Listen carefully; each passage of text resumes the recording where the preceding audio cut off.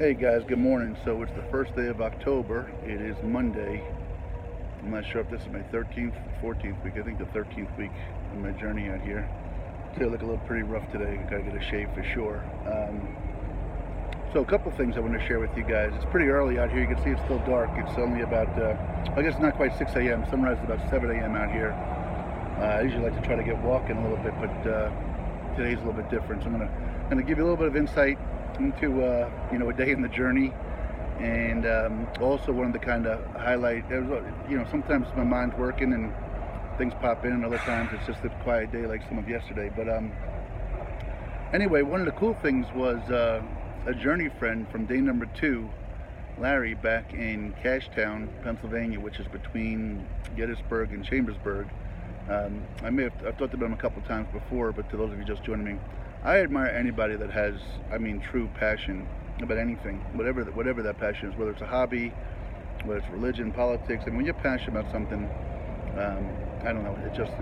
I think that's some part of what we lack in life a little bit, is that a lot of us so busy grinding and surviving and doing, we don't really get passionate about a lot of things. Well, Larry retired from a New York State Parks Department and came down to Gettysburg. He'd been studying since 1992 to be a certified park ranger, tour guide. I'm not sure what you want to call it. Anyway, he shared with me a couple weeks ago that he was picked or chosen to go actually work and portray not portray, but be part of a reenactment of the John Brown trial in Virginia/West Virginia. It's technically West Virginia now, but at the time the territory belonged to Virginia. Anyway, so I told him to send me a picture too when he got done, when he did it, and he actually sent them to me last night. So I'm going to post those a little bit later. But I know it was a complete privilege for him to go ahead and do that and be part of the trial. So very fascinating stuff, and kudos to you, Larry. So thanks for sharing. I'll post those pictures a little while later on. But the next thing is just kind of give you a day, or as it turns out to be a night, in the life of a life in the journey. As I've gotten further west, the engagement has gotten less and less. Back in the early part of the journey, I was talking 1, 2, 3 4 different meetings a day, it seemed like, and then as I've gotten further west, I've gotten few further between. So these are some of the things that you kind of wrestle with a little bit as you're out here trying to get cross country. So I think most of you know there are nights that I sleep outside, and not a problem, but you don't really sleep all that well. One of the reasons why I'm up already. So I got into town. I got to town last night, and I was going to try to get to sleep. And to be honest with you, I got freaked out a little bit by, I was trying to lay down kind of in a deserty part, and got freaked out by some noises. So I actually ended up sleeping for the first part of the night. When I say for the first part, it means I got about an hour of sleep. I was actually sleeping on the concrete pavement of a gas station because I just needed to get some sleep. So about 10 o'clock last night or so, I got about an hour's sleep on the concrete pavement. But then I got up. It started to get a little bit colder. It's a little bit weird out here in the desert. Back east, it seems like the temperature cools and warms with the sun. As it goes down, it gets cooler. As it comes up, it gets warmer. But I don't know if it's the ground temperature or what, but out here in the desert, it stays warm until like 10 o'clock at night, then cools down through the night and doesn't start warming up till about 10 o'clock in the morning. If you ever get a click at it, go click it like Albuquerque or any place in New Mexico, or maybe even Arizona, and take a look at the temperature by hour. There's a little app on the phone thing. Anyway, I got up and stretched out a little bit, and I kind of looked for a little bit of a better place to maybe lay down and get some sleep. And I found a place. It was kind of a path through the desert, hard, compacted, so certainly not comfortable. But I was able to probably get 2-3 hours sleep, and luckily it's weird. It's probably, those of you that know me, it's all I've ever really gotten at home anyway. It used to be because my mind was always racing so much. It's not racing as much anymore. But in any case, So I got up and I came over to this truck stop, rest stop, to get situated, wait for daylight to come up. I've got to get some wash done today for sure. Good morning, sir. Good morning. I've got to get some not just wash done. I've got to clean myself up a little bit today. So these are the things that you learn going through a journey like this. I never knew this stuff in my life. So some of these truck stops actually have, and I mentioned this back in Ohio, they have showers in them, and decent showers, and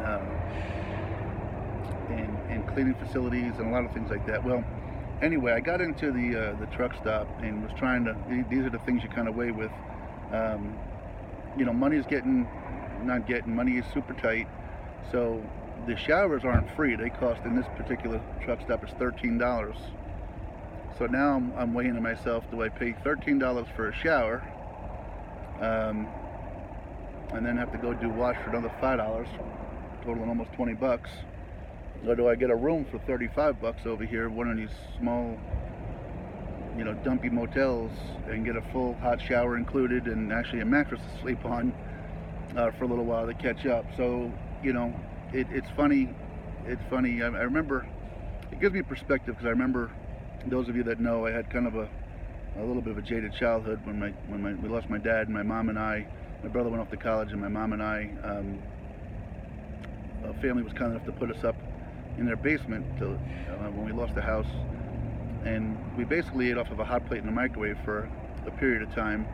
And my mom never made a huge amount of money, but as a kid you don't have that perspective. So I can remember her literally questioning almost the cents as she calculated how much money she had for the week in her budget.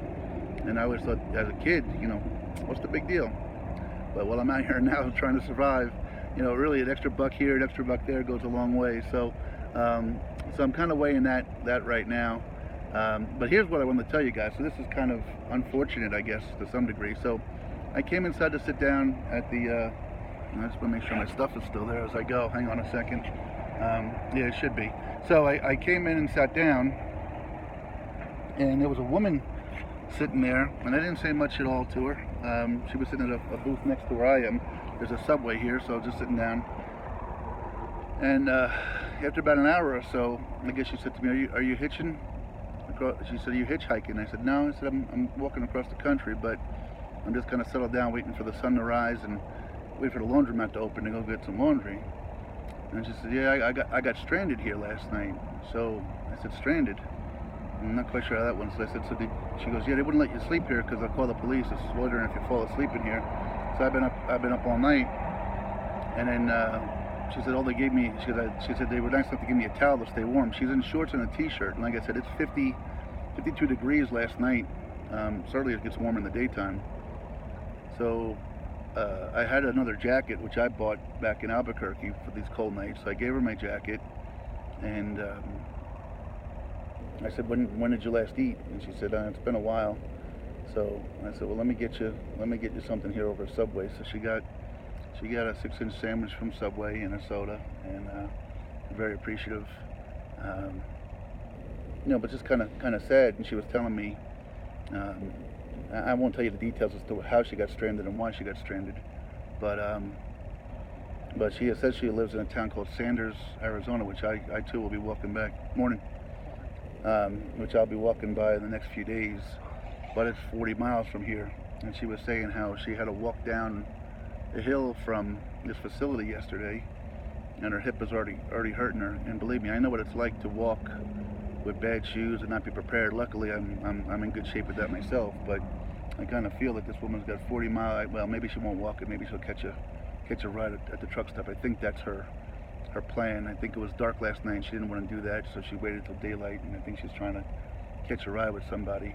But it's just these are things you don't run across every day. You don't ever, back in my previous life, I never had to worry about, well, where do I shower? But that's what, some of these truckers deal with. Some of these other people that are, homeless or in unfortunate circumstances, deal with.